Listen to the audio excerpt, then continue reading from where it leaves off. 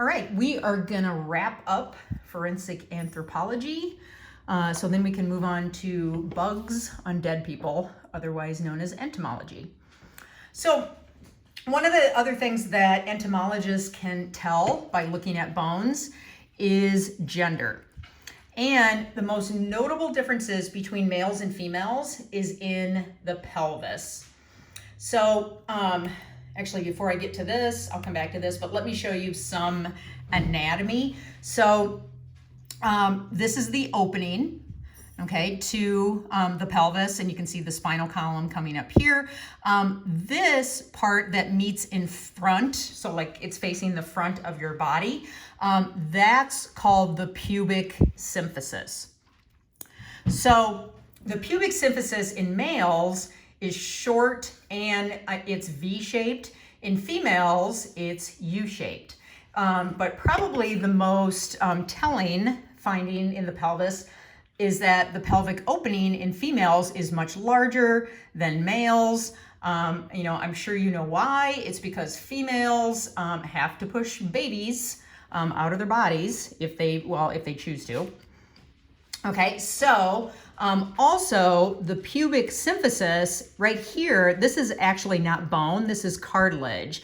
And so that's what allows a female to be able to dilate to let a baby come out of the uterus, through the birth canal and out of her body.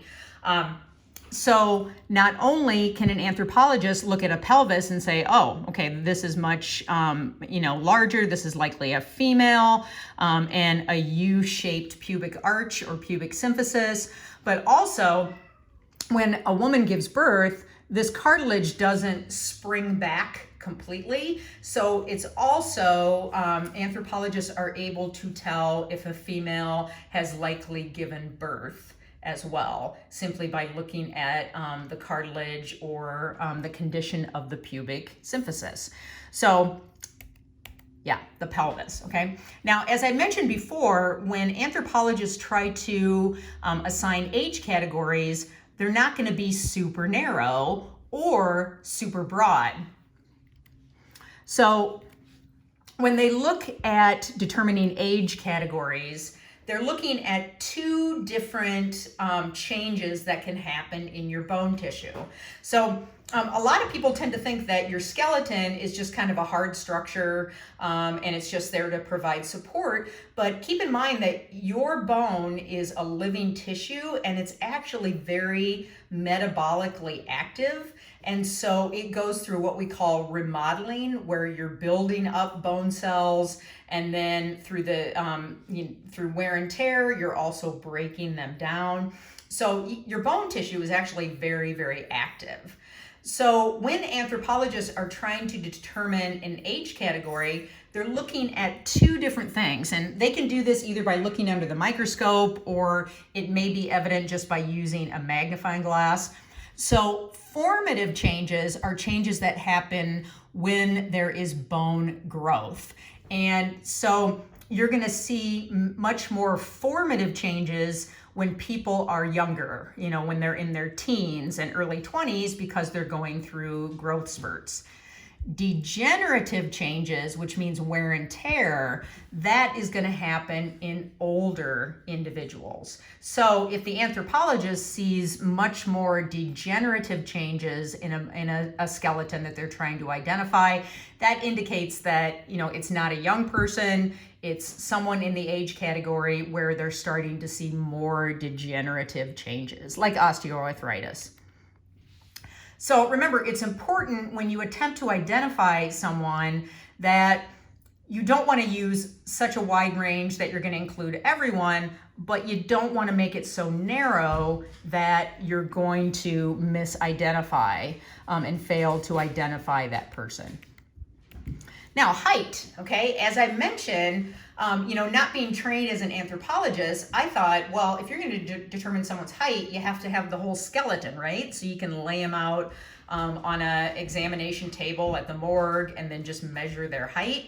Actually, that's not true. So anthropologists, and really using the forensic data bank and other, statistical sources, have come up with algorithms that allow them to calculate height based on just a measurement of one long bone. Okay, now this is not an anatomy class, so I'm going to show you what the long bones are, but don't expect to see this diagram on an exam because I'm not teaching an anatomy class. But the long bones are in the leg, the femur, tibia, and fibula, in the arm, the humerus, ulna, and radius. So they can take measurements of that, put it into this algorithm, and calculate an approximate height. The other thing that I think is interesting is that when they do this, they actually account for the force of gravity. So actually, you are slightly taller by about a half a centimeter when you are laying down as opposed to standing up, because when you stand upright, gravity has an impact on your spine and it actually makes you slightly shorter.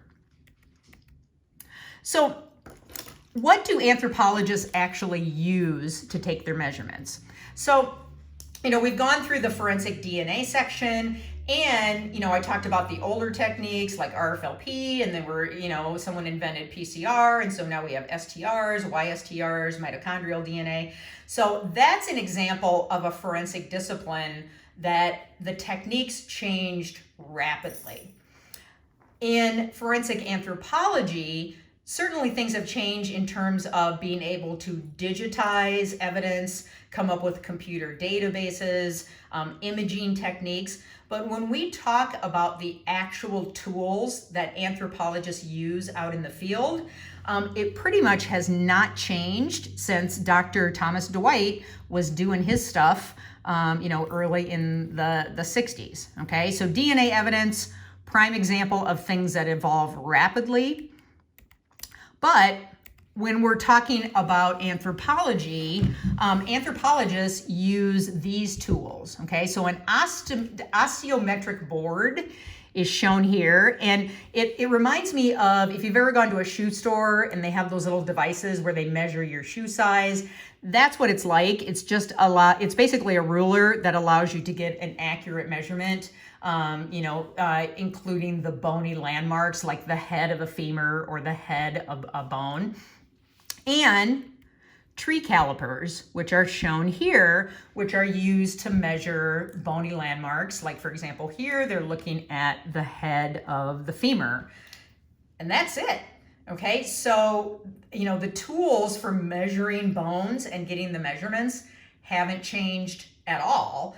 It's, in the area of digitizing and computers where anthropology has had a lot of advancements. Okay, that's another example of what tree calipers look like. So also another thing that anthropologists can determine by looking at degenerative changes is whether a person was right-handed or left-handed.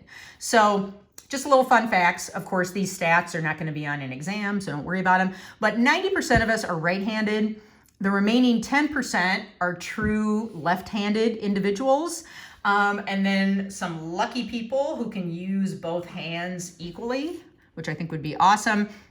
And then some of us are hardwired in our brains that we use one hand for some activities and the other hand for others. Like, think of a baseball player that throws right-handed, but for whatever reason they bat left-handed. And that just has to do with brain wiring. Okay, so an anthropologist can look at the bones of the hand, see where there's more degenerative changes, and determine whether that person was predominantly right-handed or left-handed, or are we seeing equal degenerative changes, which would indicate that they were ambidextrous. Now, another way that anthropologists can be helpful is to help determining cause and manner of death. But remember, to do this, there has to be involvement of bones. Okay, so soft tissue injuries, an anthropologist is not going to be able to help. So here's some examples of where anthropologists could be helpful. Okay, and if you've watched the Body Farm video, which some of you have, the young girl that jumps, or theoretically jumped off the cliff. she showed a lot of injuries of blunt force trauma, and the anthropologists were able to determine that. So blunt force trauma just means that the person is either hit with something or impacts a surface that is not sharp. So it doesn't have to mean a beating. It could be a beating, but actually the most common blunt force trauma is in car accidents where people are ejected from the vehicle or they hit the windshield. Those are types of blunt force trauma, which could potentially cause fractures and impact the bones. Sharp force trauma just means sharp objects. So yeah, it can be, a criminal act where someone is stabbing someone, but it could also be an accident where they land on really sharp glass or they land on a sharp object. But once again, it has to hit the bone for the anthropologist to make any determination. And we'll talk about gunshot wounds, which, unfortunately, as we know, those are the most common homicidal wounds in the US. And then I'm going to talk about different types of fractures. Now, this last point here, the term chemical trauma refers to if there's some type of chemical in the body, like, for example, alcohol intoxication, but it could mean any type of illegal drug, or it could mean, a toxin like carbon monoxide poisoning. So chemical trauma happens in the blood and in the soft tissue. So can an anthropologist help with that? No. However, chemical trauma is a factor in about 50% of traumatic deaths, which an anthropologist could potentially be involved in. Okay, so, when someone uses alcohol, a lot of times it either makes them more aggressive or it might allow them to, not have their thought processes, so they make bad decisions, or they may be more likely to be a victim, which could produce a traumatic death, which an anthropologist might have to be involved in. But remember, if it is a cause of death that involves organs or blood, an anthropologist is not going to be able to help you. So first, let's talk about blunt force trauma. So anthropological evidence of blunt force trauma includes fractures, fragmented bones, impact marks from tools. Okay, so if you look at this, if you can kind of guess what this is on someone's skull, and this was the impact mark left by a hammerhead. So that was a hammer blow, and then we can see fractures radiating out from that. Let's see if I have here. This was actually a person who suffered an axe blow to the head, which was obviously fatal. Those cries you hear in the background are the corgis wrestling again. Sorry about that. One thing that I want to point out, though, is do you see these squiggly lines right here? Those are actually suture marks, okay? So when you're born, and you're a tiny little baby with a tiny little head and a little skull, obviously your brain and your skull has to be able to grow. That's why we, are very careful of, not touching the soft spot or the fontanelle when we're holding babies. But as you go into adulthood and your skull reaches its full growth, then it fuses, okay? And that's what these are. So these are just suture lines of when you reach adulthood and your skull finally fuses. So yeah, don't confuse those with impact marks due to blunt force trauma. Okay, gunshot wounds. Now obviously this was a fatality. Okay, the thing I want you to know about gunshot wounds, and here we have, it was basically a contact wound to the forehead, and you can see some fractures irradiating out here, is that usually, unless when we're talking about solid ammunition, so meaning not a shotgun, the exit wound is always larger than the entrance wound. Okay, and anthropologists can also look at that as well because it has a certain kind of beveled appearance. They can tell, was the bullet coming out or going in? But if you're dealing with something, other than a shotgun, which is full of pellets and causes really usually catastrophic injuries, if you're dealing with a solid bullet, The entrance wound is always smaller than the exit wound. The exit wound is bigger. So another thing anthropologists can look at are types of bone fractures, and there's three main types. So a simple fracture, okay, is still a fracture.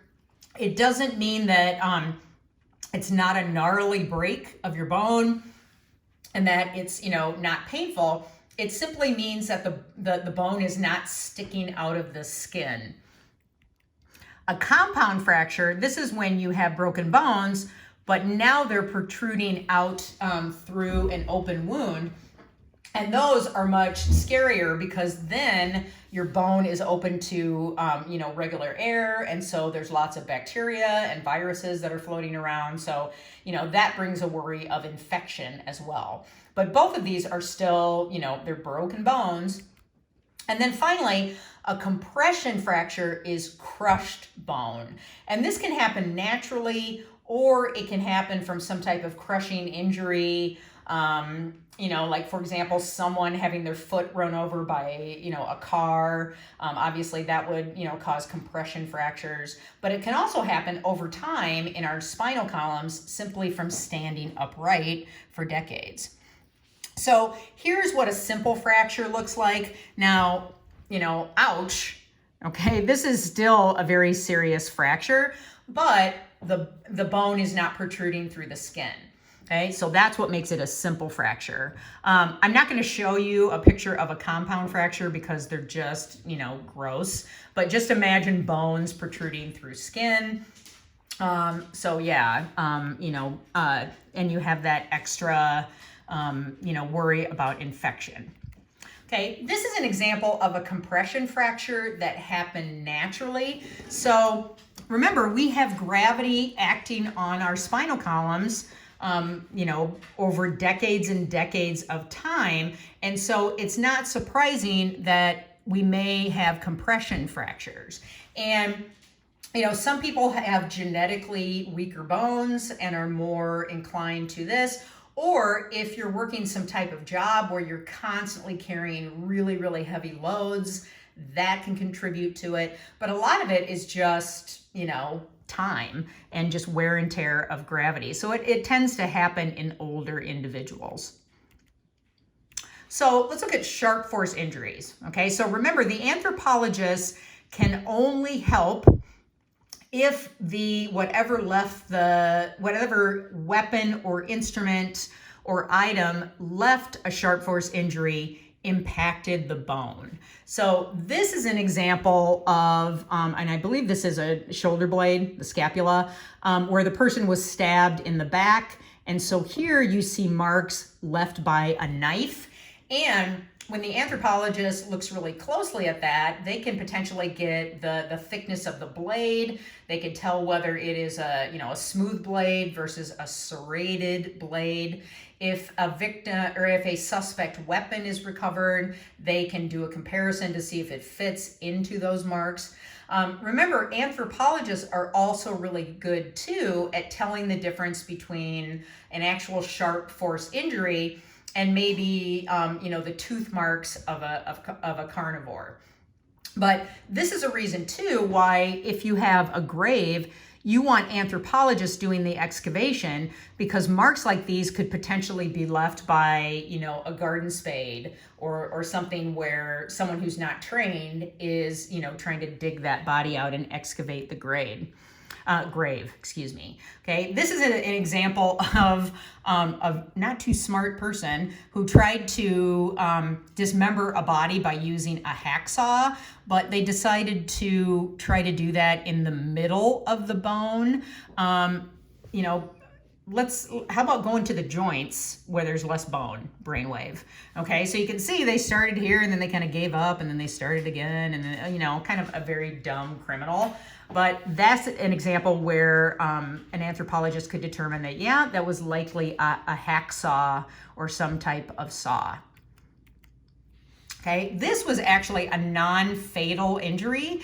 This was a hatchet blow to the forehead, and you can see that there's definitely an impact mark, but the person did not die of that injury. Now this was a fatal injury. This was an axe blow to the back of the head. And so you can see there's a fracture mark radiated the whole way down, and then you have fractures coming off here. And normally what the person dies of when they get injuries like this is the brain starts to swell. And if, you know, the part of the skull isn't removed to allow that brain to basically swell and then, you know, retract later, then the brain hits the skull and there's no place for it to go, and you're going to see vital functions start to shut down. Okay, so obviously you need medical intervention in a wound like this. That didn't happen, and so that was a fatality. Hey, we're done with anthropology. Okay, we'll head on to entomology next. Thanks.